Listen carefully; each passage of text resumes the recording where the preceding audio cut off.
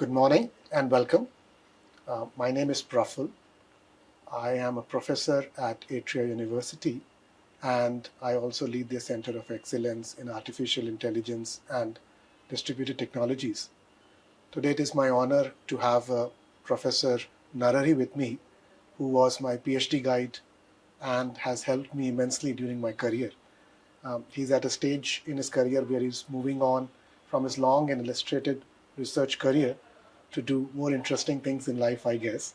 So I'll start by asking him a question and then we will have a discussion as to about his career. Professor Narahari, you started your journey at IISc in 1979. Yes. As an undergraduate student. Yes. And you went on to become the chairperson of the Computer Science and Automation Department. What was that journey like? Any journey at IISc has to be a great journey. And first of all, I think we should salute the extraordinary visionary Jamshedji Nusarwanji Tata, who created this institution. I think, but for him, this interview would not be there. We would not be here, and so on. And what a visionary he was. And there is a story behind my joining IISc. My brother Rajaram was getting married, and at that time I was still going towards final year BSc, Physics, Mathematics and Chemistry at AES National College. It's a subsidiary of National College, Baswanagudi, at a place called Gauri Bidanur.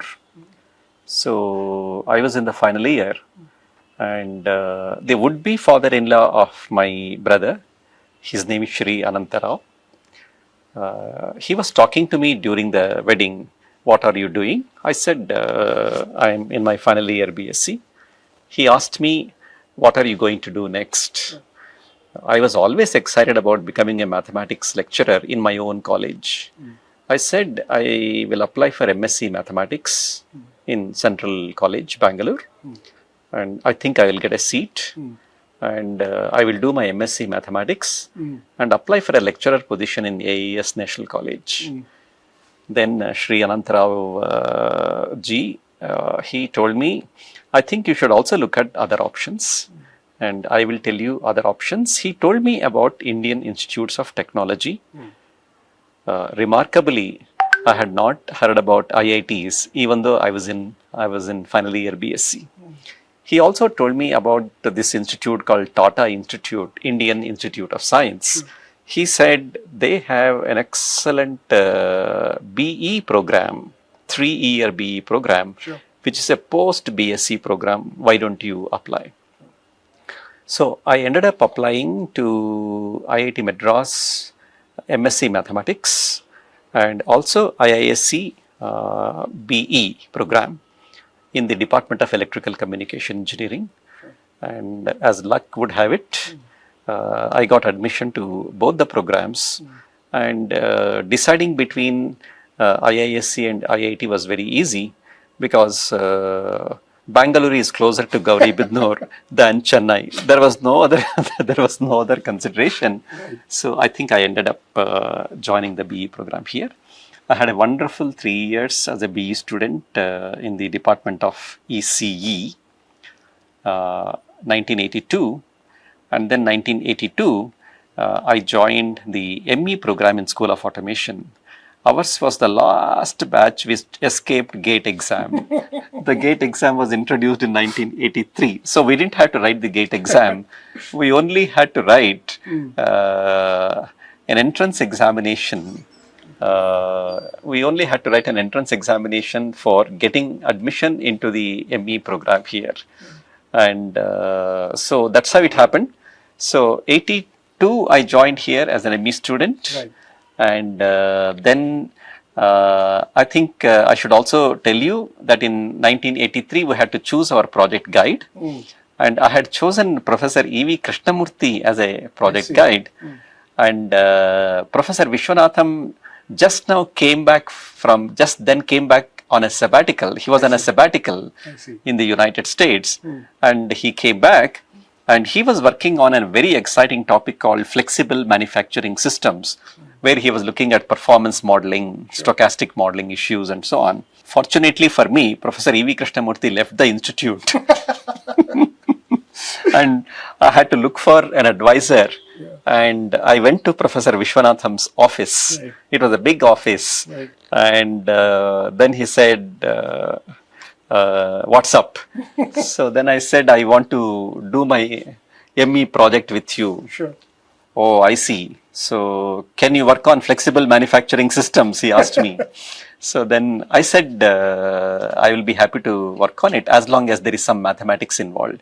He said it will be a lot of mathematics. So then I think that was a turning point for me. So the turning point for me was to join Professor Vishwanatham as a student. I did my MTech with him. Then I did my PhD with him.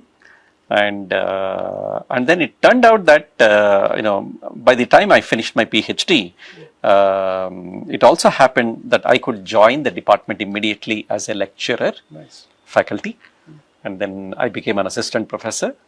Then I became an associate professor. Then I became a full professor. And then in 2009 December, I was chosen to lead the department also.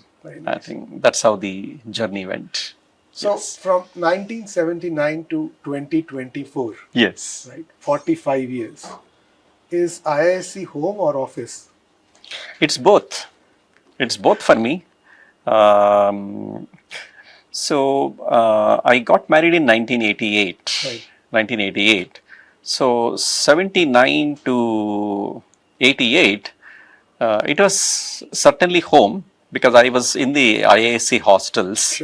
And I would go home maybe twice or thrice in a year, maybe for 2 or 3 days each. One good thing is that Bengaluru being very close to my hometown, that really helped. Then once I got married in 1988, that also coincided with my taking up a faculty position in the department. And so because of the wonderful nature of the life partnership that I had with Padma Shri, I think IISc was both home and office to me. Where did you spend more time, sir? I certainly spent more time in the institute. And for example, during my chairmanship, I was chairperson here for 4.5 years, slightly more than 4.5 years. I still remember that my book, Game Theory and Mechanism Design, was written during that period. And every day I would go home only at 8:30 p.m. that was my schedule. And so that is why, I always describe Padma Shri as a hidden author in all my publications, including the book. I mean, somehow this phrase hidden author, I think it got known to some students from IIT Ropar. So when I went to IIT Ropar to give a talk, they had bought a copy of my book. And after the talk was over, there were 3 students who came to me for an autograph of my book.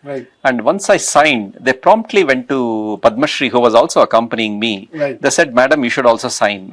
She said, "Why should I sign?" "Madam, we heard that you are a hidden author in this book." So they got her signature also. So I think that's how it happened. I must say that, all this has happened because of the wonderful support given by the entire family, starting from my parents and starting from my 5 elder brothers and my sister, my brother-in-law. They have provided rock solid support to me at all times. And as the youngest member of the family, I was given full page margin. Right? I don't have to attend family functions, right?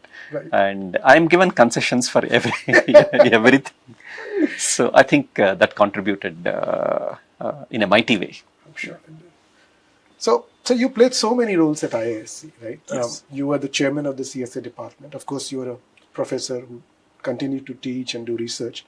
But you also became the dean of the divisions of EECS. You chaired the Digits Center, the Digital Technology Center. And most recently, you were the director for the Center for Applied Research. Which of these roles did you enjoy the most? I think the way I look at any kind of position that is offered to me is a way of giving back to the institute. The institute has given me so much. I consider IISc as a paradise on earth. This is a place, where you have almost infinite amount of freedom to pursue what you want. The institute has given me excellent education, extremely rigorous training. And then as a faculty member, I had all the freedom in the world to pursue whatever I wanted to pursue. So, having got so much from this wonderful institute, I think any position that, I sort of took up in the institute was a way of giving back. And it came very naturally to me. And I never felt that it was a strain. Never did I feel that taking up the position as chair of a department or dean of the division or director of CBR or even chair of digits, right, as a burden on me. Right. I think it became a part of my life here. Right. And I was also blessed with some of the best PhD students. I think all my 29 PhD students, including you, right? I am fortunate to have got such students. Thank you, sir. And that contributed a lot, because if the students are good, then the quality of discussions that you have with the students also is very high. Right. And that when you ask the student to do something, Yeah. most of the students will go back and do it and imagine more things, do it, and then come back to you. Right? It was lovely working with the students. So I think the quality of the students that one gets in IISc also contributed a lot for me to be able to apportion a good amount of time for administrative responsibilities also. Yeah. So you talked about academic freedom, right? And you worked, as you said, in flexible manufacturing. You worked in Petri nets, you worked in optimization, supply chains, game theory, and more recently, artificial intelligence. How would you guide today's researchers to shape their career when it comes to evolving new innovations and technologies? Yes, so I think there has been a paradigm shift over the years. When I was a PhD student here, and also in the early part of the career, if I wanted to gain access to a paper, I take one of those airmail letters and write it to the authors. I write a nice letter to the authors, and then after 2 months or so, I get back the papers from them and so on. Sure. But now there is instantaneous access to all these papers. True. I think what really helps a researcher, especially an academic researcher, is to be on top of the literature. And this is what everybody should strive towards. Everybody should strive towards. And then at various points of time, there are disruptions of various types. I don't want to get into too many details about that, but let me talk about the latest disruption, namely, the GPT-4, right? ChatGPT and the large language models, Yes. Gen AI and Yes. so on. That is going to be a very disruptive technology for research also. Yes. In fact, recently I chaired a committee of professors in the institute to look at how higher education institutions like IISc should respond to the emergence of some of these modern AI tools, which are disrupting the way teaching and research have to be done. And I think modern day research is to be fashioned, has to coexist with a very intelligent use of all these modern AI tools also. At the same time, there are these core foundations for any subject, and there are these creative elements, which are very important for research. One has to follow a mixed strategy. Yeah. The mixed strategy is basically a convex combination of the real creative research that one likes to do,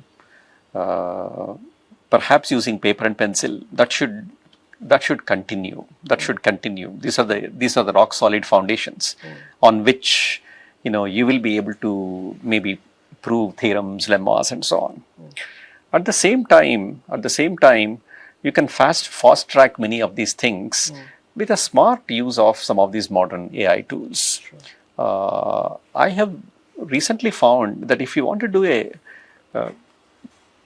good extensive literature survey, GPT-4 is excellent. True. Excellent. Very true. And then, so the first level literature survey can be done using that. But the second level literature survey, you have to do it yourself. I think the survey papers are probably now going to go out of fashion because the GPT-4 will do the survey papers. Yes, exactly. Right. So I think the smart way and the best way is to sort of accept these tools, right, for whatever they are worth. Sure. And get the best out of these tools and use that as a means of fast tracking your own research without at any point of time compromising the foundations and compromising the creative elements that go with your research. I think the challenge is overuse of these tools, and while almost to the extent of compromising the foundations. I think that's really the challenge. Exactly. Yeah. When a young researcher kind of gets into a project or a research topic, there is this push and pull between theoretical extensions of existing works versus focusing on applications of existing work. And when you are in Western nations, which have a very large academic footprint in terms of universities and faculty, you see both coexisting. In India, do you see the same thing, or do you think that there's a scope for adapting both within a university, or should different universities specialize in different researchers specialize in applications versus theory? See, we have no choice there. It has to be a mixed strategy again. Pure strategies don't work here. I mean, you cannot be just a completely theoretical researcher. There is still place for a few really bright researchers, right? Who have to do blue sky kind of a research, right? Those people have to be there. Right. And there are also on the other extreme, there are some people who are absolutely hands-on. Right. For them, theory does not mean anything, but they want to see something working. Right. There is a need for such people also to be there. Sure. But between these two extremes, there is a mixed strategy that must be adopted. Got it. And I feel that a typical faculty member or a typical researcher should do both. I think should look at the theoretical foundations at the cutting edge, and should also look at high impact applications for the kind of work that he or she is doing, and let the high impact applications drive the research questions that he or she is going to ask in whatever he or she would like to do. I think that's going to be extremely important. At the same time, this is also going to be the age of interdisciplinary research. One has to inculcate the habit of collaborating in large teams, and look at big problems which are facing the country. There are so many problems in India now. So if one can pick some of these big problems, and then these big problems can be solved only in consortium mode. I have experience of working in a big project called the Genome India project, where I happen to be a national coordinator for a 20 institution project. There are 20 institutions. It's a massive Department of Biotechnology project where 20 institutions are involved. and you have to coordinate the activities of these 20 institutions. And unless all these 20 institutions do the work, this project will not be completed. I'm not sure how do you even find calendar time which works for everyone across 20 institutions? Yes. Even that is very hard. I know. So, but then this is a wonderful project because it is arising out of the synergy among all these 20 institutions. Sure. And each institution has a certain core competency which is actually getting utilized as a part of this project. So in these collaborations, you have worked with academia, you have also worked with public sector projects, you have worked with private sectors. What are the similarities and what are the differences, public, private, academic, consortia? I mean, it's just mind-boggling as to the complexity of the ecosystem. Yes, I have always found that whatever the project is, whether it is public or private sector or consortium kind of projects, right? If sufficient thought is given at the time of initiating the project to the deliverables and outcomes of the project, and these are frozen in crystal clear terms at the beginning of the project using wide consultations, I think all these projects will run smoothly. Of course, the timescales will be different. Yeah. Government projects, getting the funding, and then sometimes delays in sanctions, right? These are somewhat inevitable with the government funding because there are other compulsions there, right? So I think the differences are only in terms of the operational logistics of these projects, but the essence of the project, namely the research questions that are asked, the research investigations that are conducted, and then the final outcomes of the project are going to be the same for each and every project. Yeah. Interesting. Your most recent project, the Grammar project, is in agriculture, right? And you have applied a wide variety of scientific innovations and technology in grammar, from optimization to game theory to artificial intelligence. Tell us a little bit about why you chose to work in agriculture and how you brought together so many different innovations and technologies to serve a single domain. Okay, I think this is an interesting journey over the last 4 years. It all started with myself offering a course on AI for social good as an elective course, and quite a few students showed interest in this course. When I started the course, I had 3 topics in mind. One was public health, because it was coming immediately after COVID. Right. The second one was on education. I was always passionate about education. In fact, a couple of PhD theses, Rohit Wallam's PhD thesis and Shaurya Rai's PhD thesis, had something to do with how game theory and AI tools can be used in the area of education. That's right. And then agriculture. Right. Agriculture is something I always wanted to do something about agriculture. We do have 5 acres of land.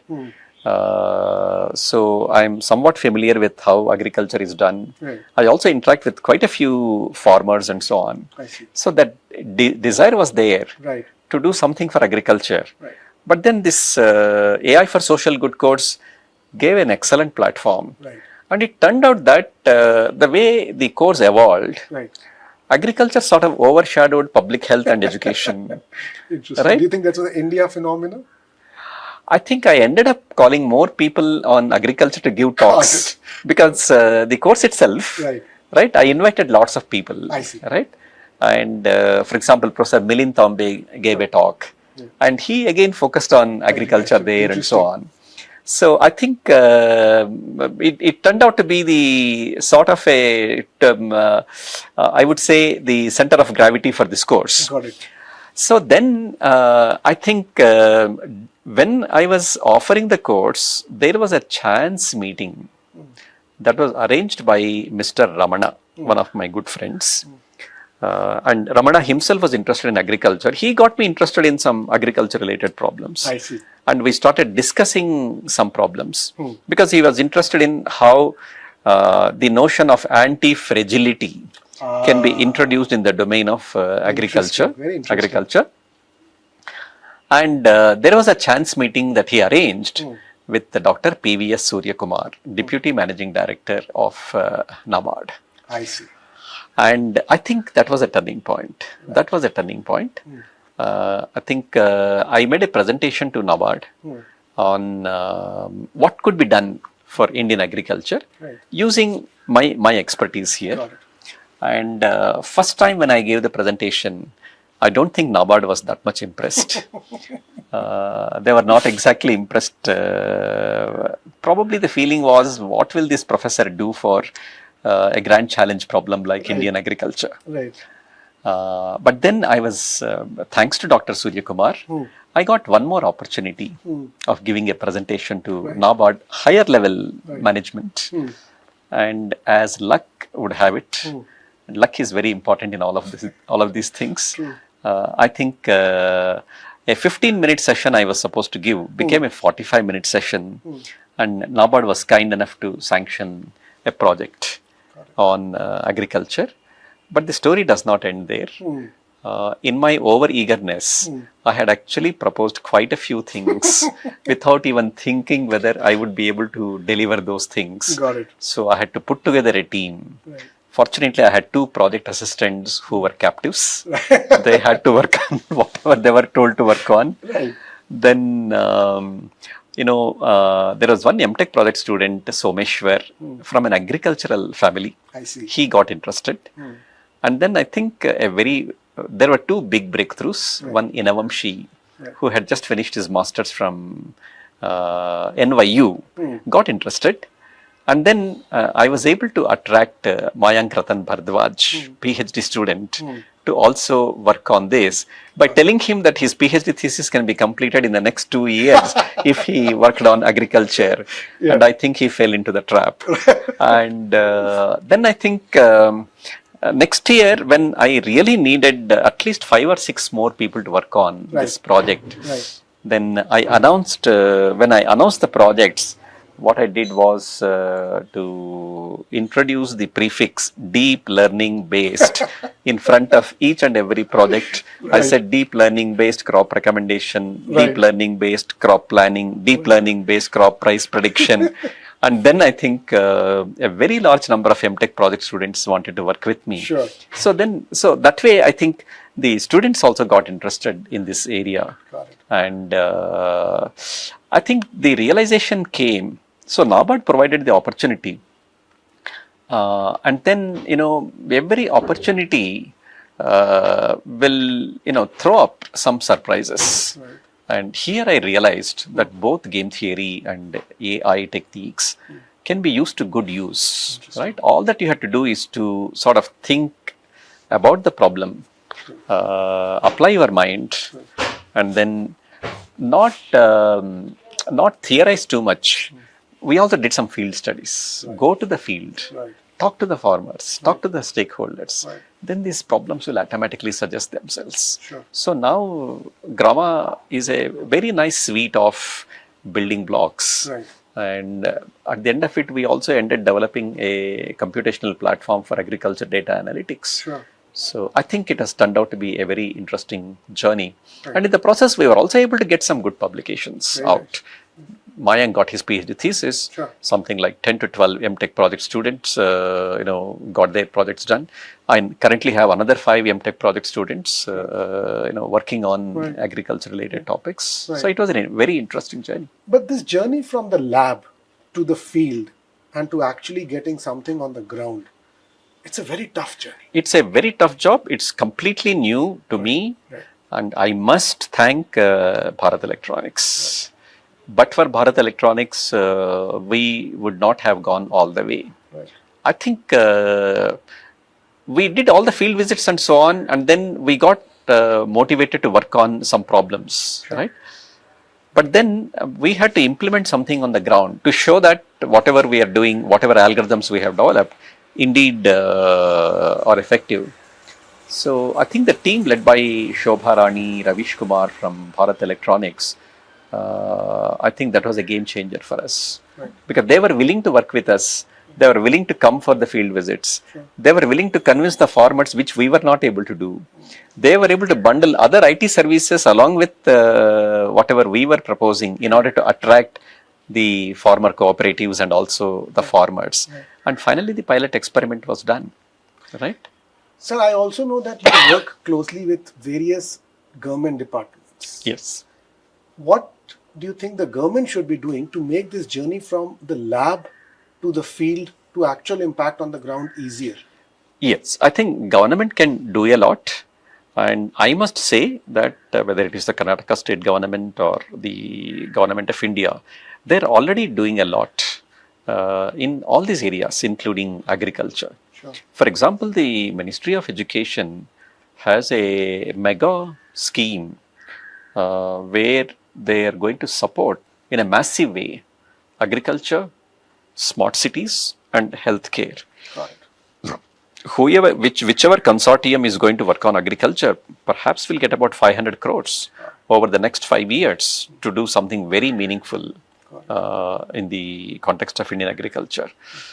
Well, I think the government is already doing a lot of things. Sure. It is just that they will have to fast track many things. Got it. And they will have to ensure that all these projects are done in a mission mode. And if you want mission mode projects to be done, and if you want outcomes to be delivered with clinical efficiency by the consortia, I think the government also should be very proactive in releasing the funds at the right time. Right. And in ensuring that there is enough flexibility for using the money. Got it.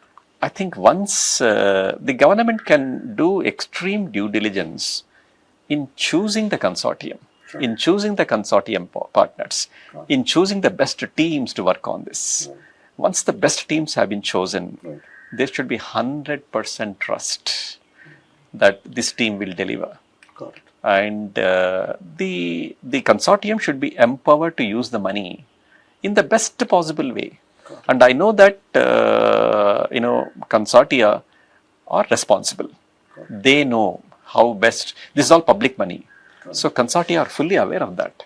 So they would not like to misuse the public money. Sure. They would, on the other hand, they would need some flexibility for using the money, Right. so that the money is well spent, Right. right? Right. So this is where I think the government could be a little more flexible in the way the operations of the funds can be done for these projects.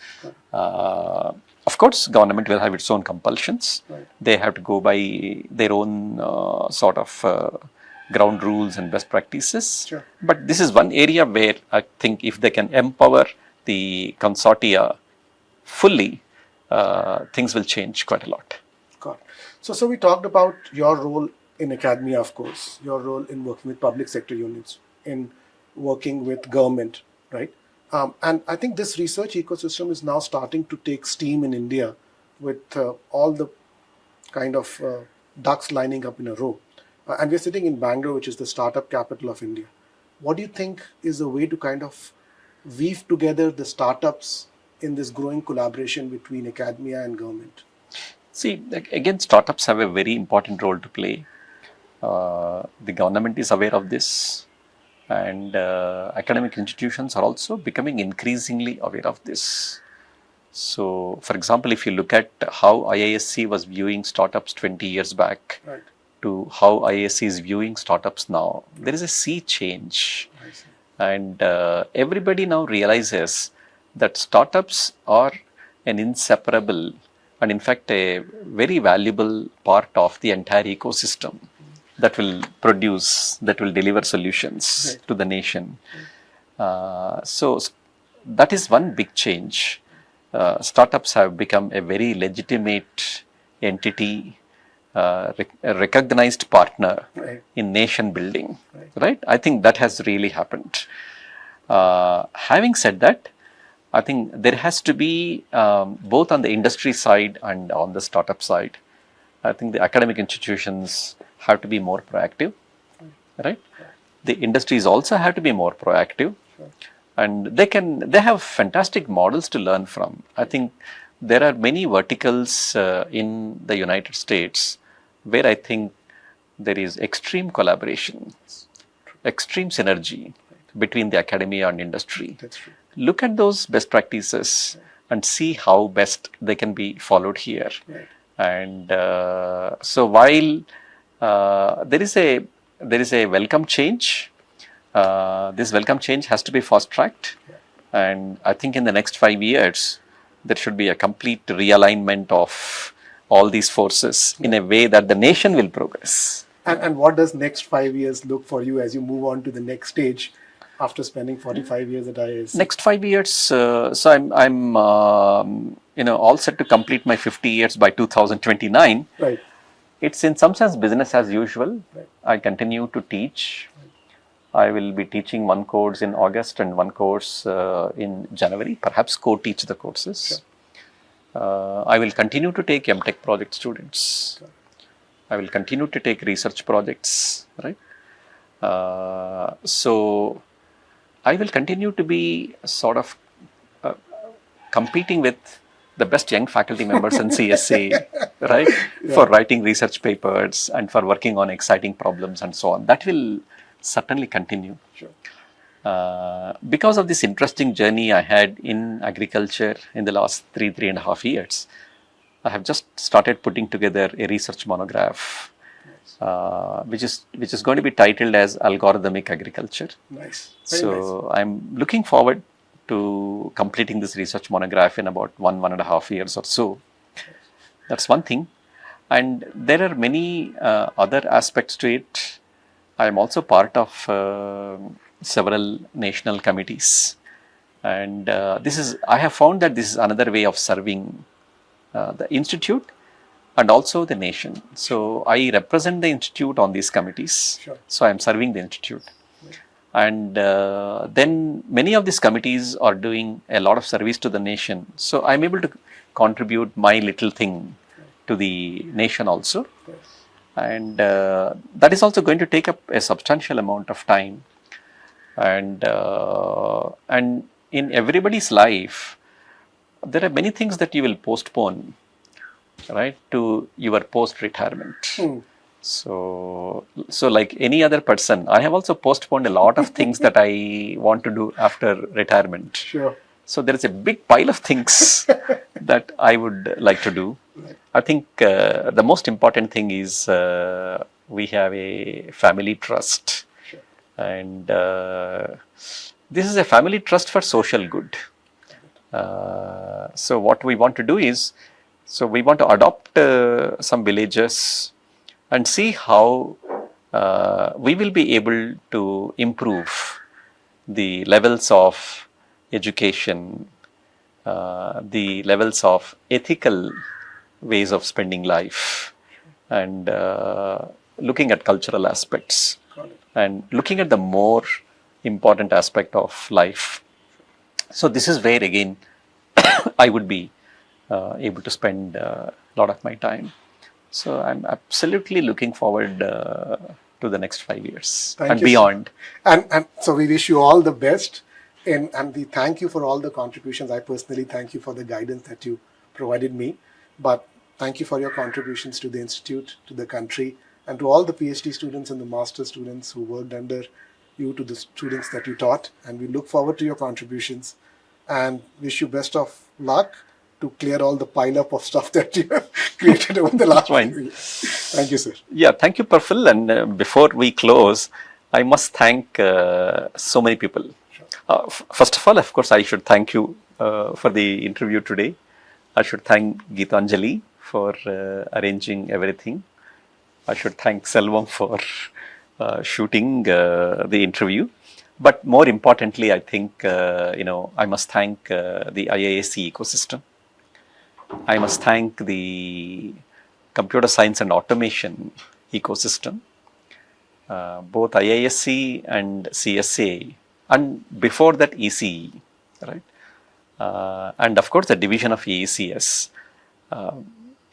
Lovely and lively ecosystem has been provided, and they have provided a fantastic platform for me. And I'm grateful to all the IISc leaders. I have been, sort of associated with almost all the directors of the institute in one way or the other.